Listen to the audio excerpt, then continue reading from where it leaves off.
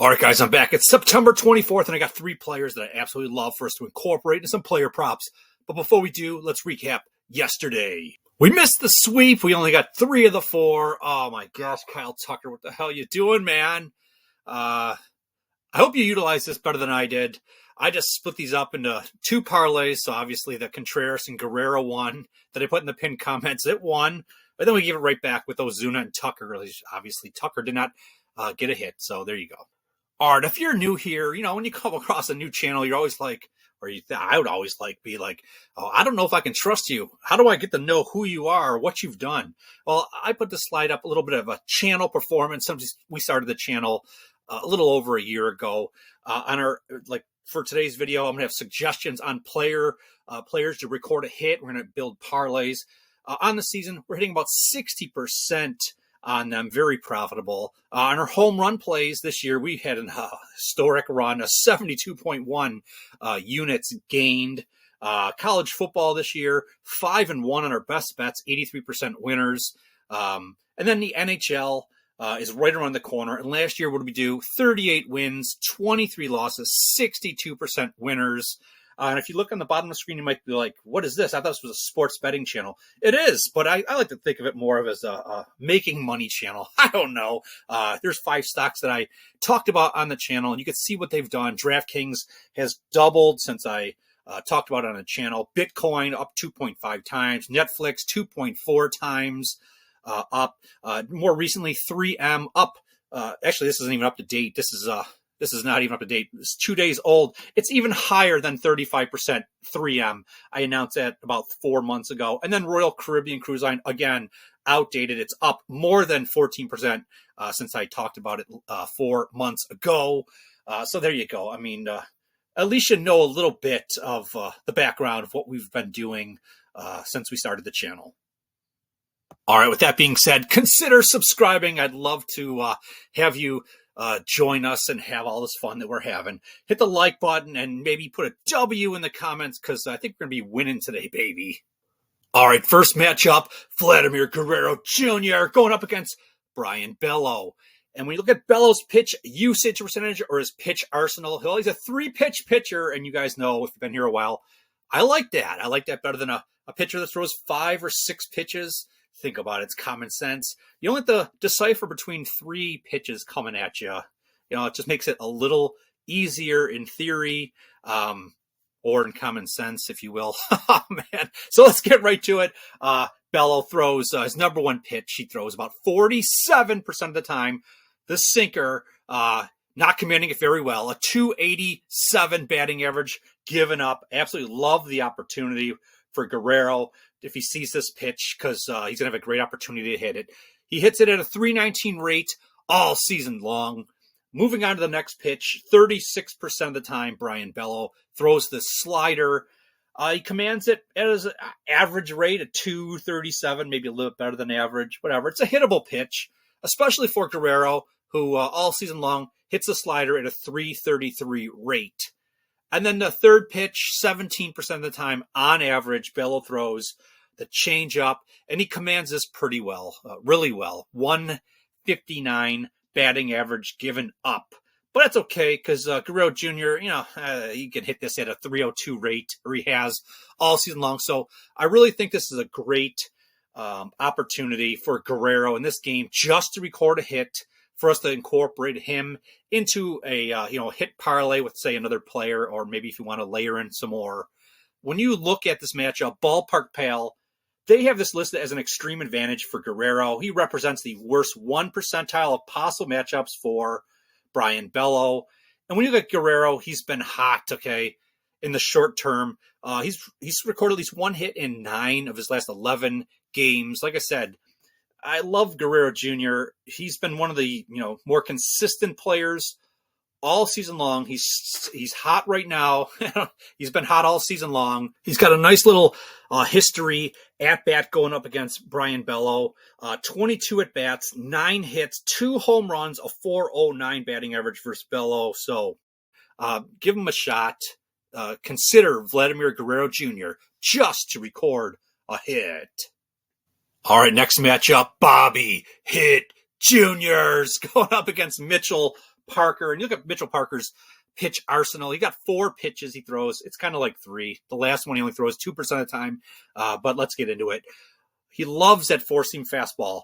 48% of the time he throws it. Okay. A 263 batting average. It's okay.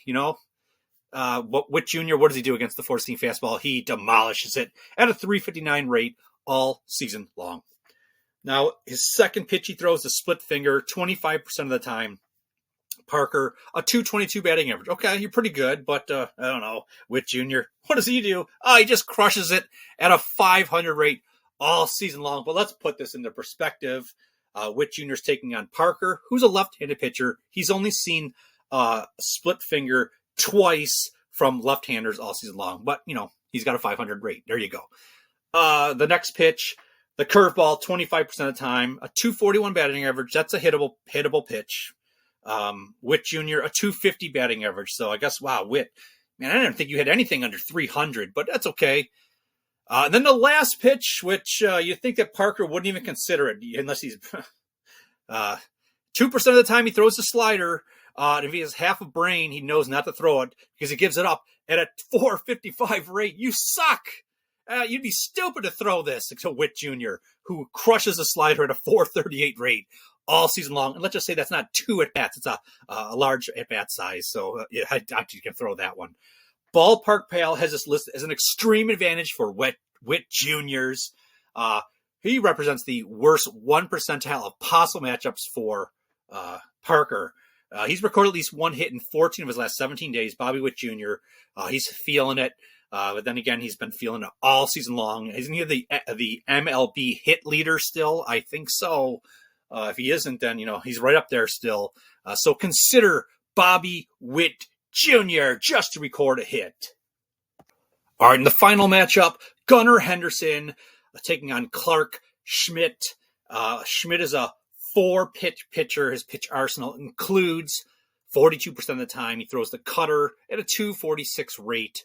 That's a hittable pitch, okay? Gunnar Henderson, a 277 batting average versus the cutter.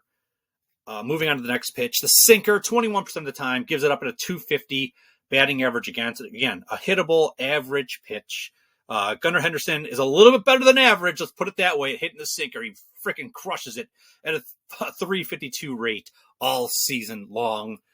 The third pitch, the knuckle curve, 20% of the time, Schmidt gives it up at a 206 batting average. Pretty good control on that pitch. Gunnar Henderson, a 250 batting average versus the knuckle curve. And then the last pitch, 17% of the time, the sweeper, again, commanding this one well. Schmidt, a 182 batting average given up. Henderson, a 278 batting average all season long versus the sweeper. Okay. Ballpark Pal has this listed as a moderate advantage for Henderson. He represents the worst 7 percentile of possible matchups for Schmidt.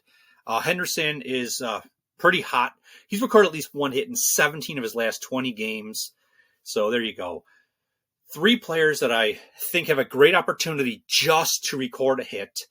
You guys know that I like to just play 2 of them. I'm hoping that 2 of the 3 will be priced in a way that I can just parlay, make a 2-leg parlay and have reasonable odds. If I had to pick, I don't know. I like all 3 of these, but, you can't. Guerrero Jr. has been so hot. The muscle memory from using him. I can't remember the last time we lost using him. We've used him a lot, okay? And then Witt Jr., same thing there, man. The times when we can use him because he's not priced in outer space just to record a hit, which it could be could be the possibility that he's priced nasty when the odds come out. We'll see. But I just generically just thinking of him, he hasn't really let us down all season long when we used him too. Henderson, we've used him a lot too, not as much as the other 2, and I can remember sometimes he disappointed me, but all in all, I think we're hitting pretty well on him. He's been doing it for us, but we'll see. Getting back to Henderson, he does have an at-bat versus Clark Schmidt of 13 at-bats, 4 hits for a 308 batting average. So there you go. 3 players considering all the options available for today. I think these 3 have a great opportunity. Like I said, just record a hit, and that's about it. I absolutely love every single one of you guys, and just all the interest on the channel has been absolutely amazing. I'm going to have my college football best bets coming out next few days. Like I said, we were 5-1 this year. What else? Our college football upset alert video where we just take outright underdog winners. We are up. We're positive with those this year. We've got tons of stuff coming out. So, like I said, be on the lookout. And there you go. My 3 favorite players for today. Just record a hit. We'll leave it right there. I absolutely love every single one of you. And I'll just talk to you guys tomorrow.